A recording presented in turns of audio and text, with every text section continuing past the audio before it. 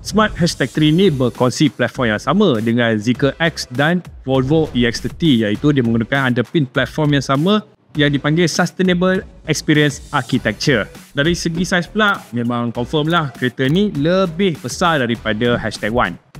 Antara feature yang aku rasa sangat menarik adalah design pada bahagian tepi ni, di mana kalau korang tengok daripada depan sampai ke belakang, dia memang nampak sangat sporty dan juga ditambahkan lagi dengan sloping di belakang ni, di mana Smart memanggil ini adalah coupe fastback. Dipadankan juga dengan rim 20 inci dan juga yang menarik, pintu frameless.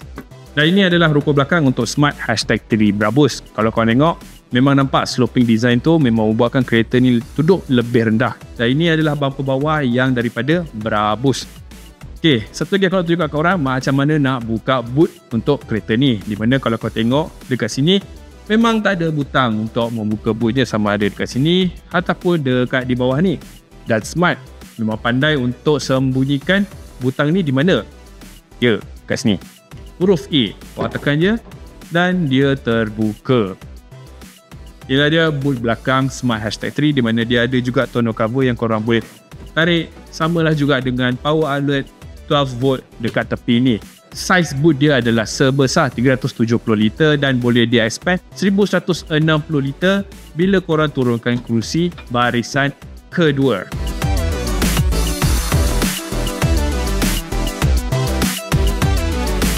Ini adalah bahagian dalam untuk Smart #3 Brabus, di mana rupa keseluruhan dia memang nampak moden dan minimalis sekali lah. Normal lah tu untuk kereta EV. Okay.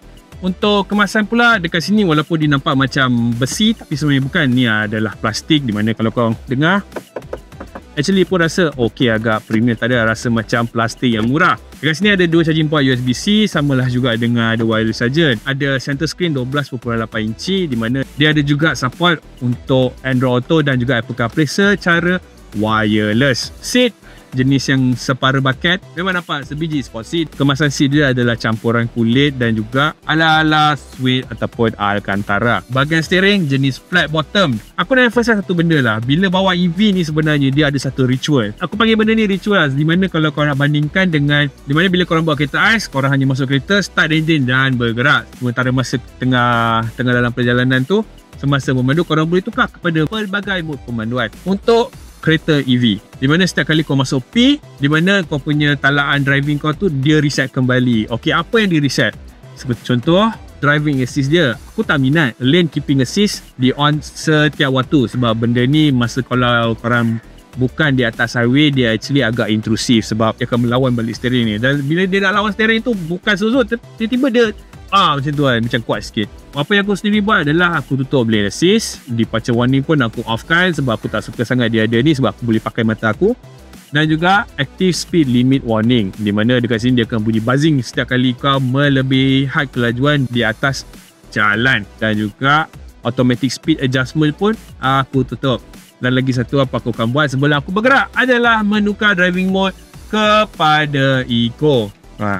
Walaupun dekat dalam Brabus ni kau boleh pilih antara Eco, Comfort, Sport dan juga Brabus. Aku dah cuba dah ke semua mode driving ni, dan apa aku katakan, mode Brabus tu bila kau tekan tu memang pergi macam roket. Memang laju, memang boleh melekat pun dekat tepi ni. Korang boleh cuba sendiri kalau korang nak pergi test drive nanti. Untuk ruang belakang Smart #3 ni, untuk aku actually agak selesa untuk orang berketinggian 6 kaki macam aku.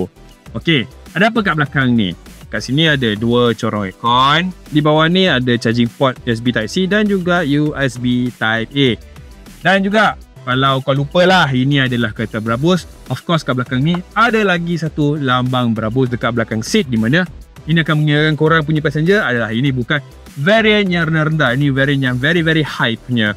Okey, tengok pula aku punya ruang kaki. Ini adalah posisi pemanduan aku, di mana dan kau tengok leg room aku actually sangat banyak lagi, dan juga ruang kepala pun banyak lagi.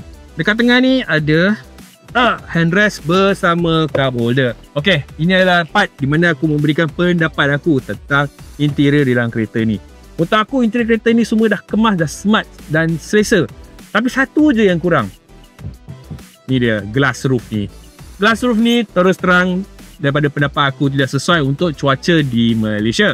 Sebab bila aku bawa kereta ni balik ke Batu Pahat Johor, mak bapak aku kat belakang, dia orang cakap, atas ni tak ditutup ke? Sebab apa? Memang betul-betul silau.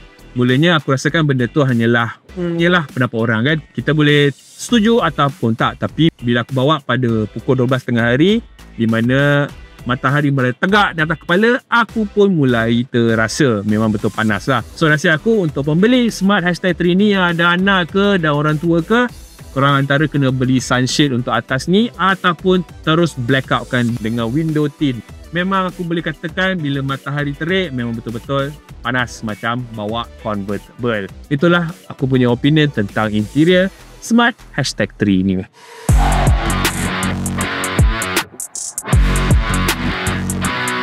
Rasa pemanduan pula, aku rasakan untuk jarak jauh kereta ni memang sesuai. Aku sempat bawa kereta ni ke Batu Pahat bersama keluarga aku dan apa aku boleh katakan Smart #3 ni boleh muat 5 orang dewasa dengan selesa. Untuk jarak pula, aku berjaya mendapat 400 km jarak perjalanan untuk satu bateri penuh. Smart #3 Brabus lengkap dengan fast charger DC 150 kW. Masa pengecasan pula mengambil masa hampir 1 jam. Untuk fast charging DC dari 4% sehingga penuh mengikut pengalaman aku. Sebenarnya pengalaman mengecas EV dan isi petrol tak adalah beza sangat sebab untuk masa 30 minit pada pengecasan pantas DC, korang dah boleh dapat jarak untuk sampai ke destinasi dan juga lebihan untuk berjalan-jalan.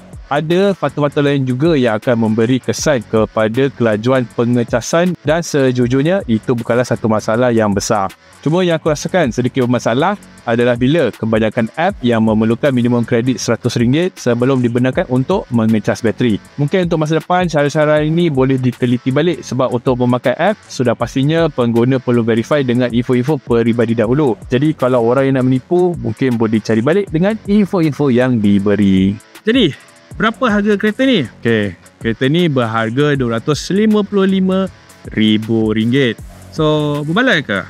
Well, soalan tu hanya boleh dijawab oleh korang sendiri. Dan pendapat aku adalah selepas aku memandu kereta ni, dia punya driving dynamic actually sangat seronok. And memang rasa selesa untuk perjalanan jauh. Dia punya serah hentak dia tu, dia punya alunan di atas jalan, semuanya sangat baik dan selesa. Dan keadaan VH pun actually agak rendah lah. Maklumlah, bila dah kereta EV korang dah tak dengar bunyi enjin, korang hanya dengar bunyi jalan dan tayar bergolek sahaja. Dan adalah tempat bila jalan tu sangat smooth. Kereta ni ibaratkan korang berada dalam kereta api Shinkansen dekat Jepun tu sendiri. So apa-apa pun tinggalkan komen korang dekat bawah. Dan kalau korang setuju ke tak setuju ke, nak beli ke second hand ke, ikut terpulang kepada korang, semua tinggalkan dekat komen di bawah. Dan apa-apa pun jangan lupa like, share dan follow Angear TV di semua platform sosial media. Sehingga episod akan datang, jumpa lagi guys.